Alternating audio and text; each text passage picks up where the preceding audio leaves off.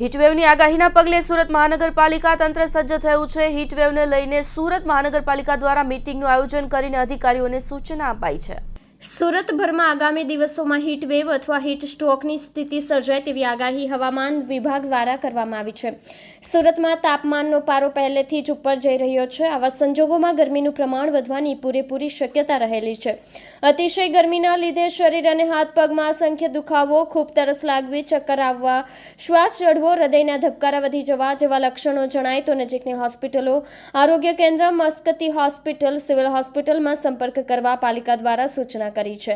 આવતીકાલથી આગાહીના પગલે શહેરના આરોગ્ય કેન્દ્ર પર ORSની સુવિધા કરવામાં આવી છે અને કામ વગર બહાર ન નીકળવા અપીલ કરી છે। સાથે મુસાફરી કરતી વખતે પીવાનું પાણી હંમેશા સાથે રાખવું અને જ્યારે પણ શક્ય હોય ત્યારે પૂરતું પાણી પીવું જોઈએ। કેમેરામેન હકીમ શેખ સાથે વસીમ હાસમીનો રિપોર્ટ, આઝાદ ન્યૂઝ, સુરત।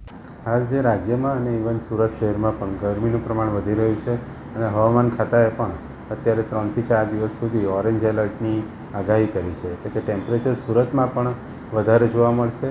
અને આપણે સૌએ જાણવું જોઈએ કે ટેમ્પરેચર અત્યારે વધારે છે તો એ વધવાને કારણે લૂ એટલે કે સનસ્ટ્રોક થવાની પણ શક્યતા છે। અને એના લક્ષણો કયા કયા હોય એટલે કે શરીર દુખે, માથું દુખે, ચક્કર આવે, ઇવન તમને બેભાન થઈ જવાય, એ ત્યાં સુધીના લક્ષણો રહે છે। પરંતુ આવું થાય એટલે તાત્કાલિક સુરત મહાનગરપાલિકાના જે આરોગ્ય કેન્દ્ર છે અથવા નજીકની હોસ્પિટલ છે ત્યાં જવા માટેનો સંપર્ક કરવાનો છે। આ માટે પૂર્વ તૈયારી રૂપે માનનીય કમિશનર મેડમે લગભગ 15 દિવસ પહેલાં પણ તમામ ડિપાર્ટમેન્ટ સાથે મિટિંગ કરી હતી અને તૈયારી રાખવા માટે જણાવેલું હતું, જેના અનુસંધાનમાં સુરત મહાનગરપાલિકા દ્વારા એક એલર્ટ આપવામાં આવ્યું છે કે જ્યારે પણ આવી રીતે ઓરેન્જ એલર્ટ આવે તો કોઈપણ વ્યક્તિએ જરૂર વગર બપોરે બહાર નહીં નીકળવું જોઈએ, અથવા જે વૃદ્ધ હોય, બાળકો હોય અથવા તો જે સગર્ભા માતા છે તેમણે પણ જરૂર વગર બહાર નહીં નીકળવું જોઈએ।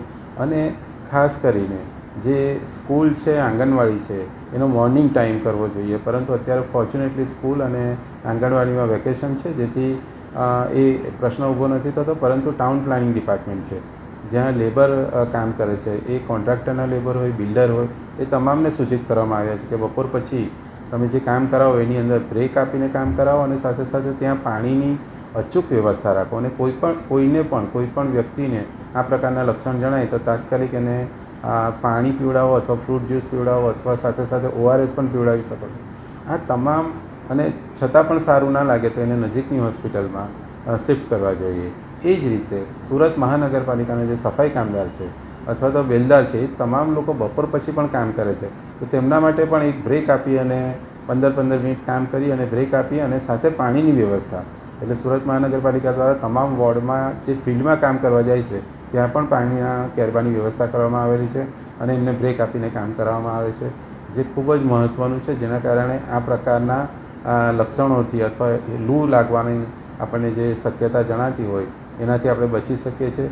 SMIMER, Maskati hospital, civil hospital એ બધામાં તો તૈયારી છે જ, તે ઉપરાંત સુરત મહાનગરપાલિકાની જે 50 બેડની હોસ્પિટલ છે, CHC છે અને તમામ અર્બન હેલ્થ સેન્ટરની અંદર આના માટેની તૈયારી અને સાથે સાથે જે બોર્ડ છે સુરત મહાનગરપાલિકાના, એ તમામ હોર્ડિંગ્સ ઉપર પણ આની IEC એટલે કે લોકોને જાગૃતતા આવે એના માટેની નોટ્સ આપણે લખવામાં આવેલી છે।